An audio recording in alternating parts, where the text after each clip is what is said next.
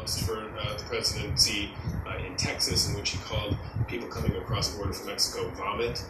So they're coming over like vomit. And if you go back further in his sort of personal history, obviously there was the but for Sessions and Miller, they really talked about the separation of the families for years. Right, and I was going to say, and part of that was what drew Sessions and Miller to him, was that they saw in him a kindred spirit, and they had been talking, Miller has been talking about the issue of deterrence and how you deter people from coming into this country, and one of those things is by separating the families. And I interviewed Miller for almost 90 minutes in his office in the West Wing a couple of weeks ago now, and he made it clear, amid all of the confusing rhetoric that the other administration officials were, is it a deterrent, is it not a deterrent? Miller was absolutely clear. Of course it's a deterrent, and of course there's no stepping back from it, because we need to send a message. So is it a deterrent? Because you've been studying and reporting immigration, and you know President Obama dealt with a surge of migrants in 2014. We saw border crossings drop in early 2017. What is the actual reality at the border with these crossings? Who's coming over, and what does the data tell us? So a lot of these are, children and their parents, usually their mothers, and a lot. I spent some time in Guatemala this year. There's an epidemic of domestic violence, gang violence, real threats to people's safety that they're fleeing, and also there's obviously an economic element to this as well. When people feel they don't have an option, they're going to leave, and they may hear news stories. First of all, it takes some time for some of this to trickle down.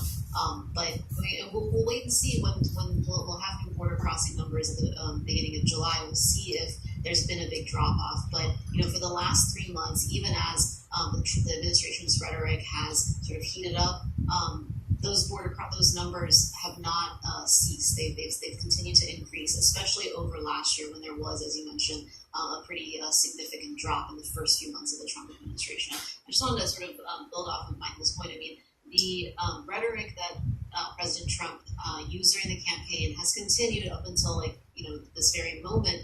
He's talking about comparing immigrants essentially to an infestation, and that affects his ability to get Democrats on board with any sort of immigration compromise, because Democrats have their own base to worry about, and even if the Republicans were to offer a bill that would have some things that they would like, for instance, a path to citizenship for Dreamers, Democrats can't sign on to something when they're dealing with someone who's referring to immigrants in terms like that.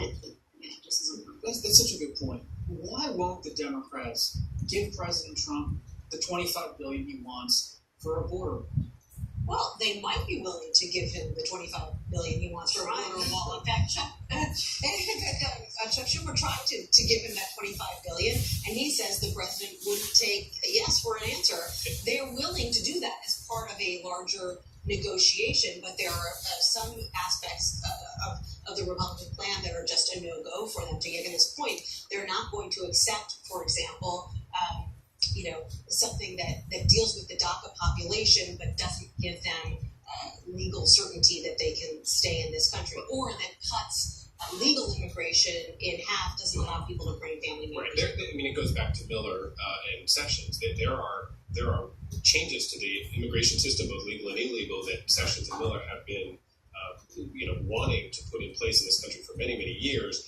The so-called moderate bill that the House was I guess is going to vote on next week is filled with changes that Miller and Sessions have been trying to do for a long time that are viewed by the Democrats and viewed by the advocacy community on behalf of immigrants as really awful. And so, could there be a kind of wall for DACA? Absolutely. I think the votes are probably there for that, but not with all this other stuff. Some of the Democrats came away from that episode, as you know, convinced that having offered that money and Trump not being willing to make the deal, that he prefers the political issue to a deal.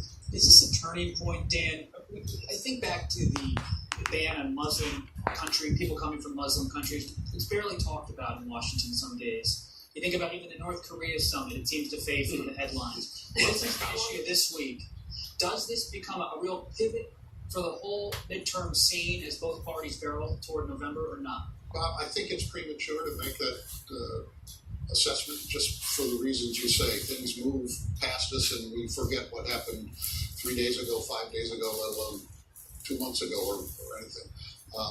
I think one element of this, 2 points. One, this is the biggest reversal that the president has had in making his presidency. It's the biggest climb down, even though he's continuing very tough rhetoric toward the Democrats. It's the biggest reversal he's had to do. So that's an important thing.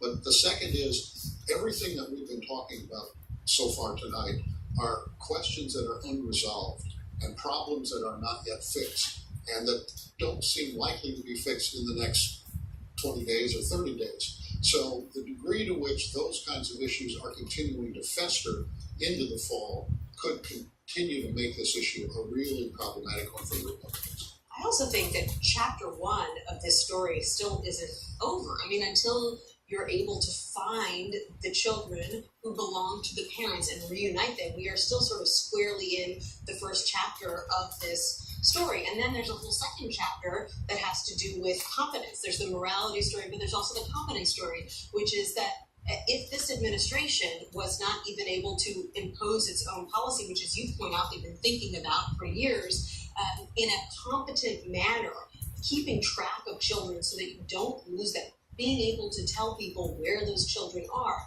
how much credibility is the administration going to have the next time it tries to argue, not just to Democrats, but to Republicans, that it's time for a new policy? But keep in mind, to Dan's point, there are different interests for the president and for the lawmakers who are facing the voters this year. The president doesn't face the voters for another 2.5 years, and you know, for all of the stuff that's been happening here, his base isn't going to believe that he backed down. His base isn't really going to think, oh well, you know, now he's not one of us anymore, because he's got them locked in, and I do wonder whether the closer we get to the elections, to the midterms, that the gulf between President Trump's interest and a given member of Congress who is running for re-election, that widens. Nancy's point about the policy is important. This is policy chaos that we are seeing. It's kind of a textbook example of a policy put in place without much thinking, and then a policy suddenly reversed again without much thinking. And so they are trying to square all that. There's a quote that we had in one of our stories today from a person from the Texas Civil Rights Project who said, either the government wasn't thinking at all about how they were going to put these families back together, or they decided they just didn't care. I mean, the administration faces an internal problem. If you're one of the people at HHS who's having to deal with this, how do you try to fix it? And it's about, is it HHS? Is it the Border Patrol? Is it the Department of Homeland Security? I was in the newsroom this week and just listening to all the different agencies. It wasn't clear who's actually taking the lead. And it's the images that we may continue to see. But I'm also wondering, when you talk to advocates and experts, do they expect migrants to continue to come, perhaps with their children in the coming months? So it's not just about those who are already here, but those who may still come.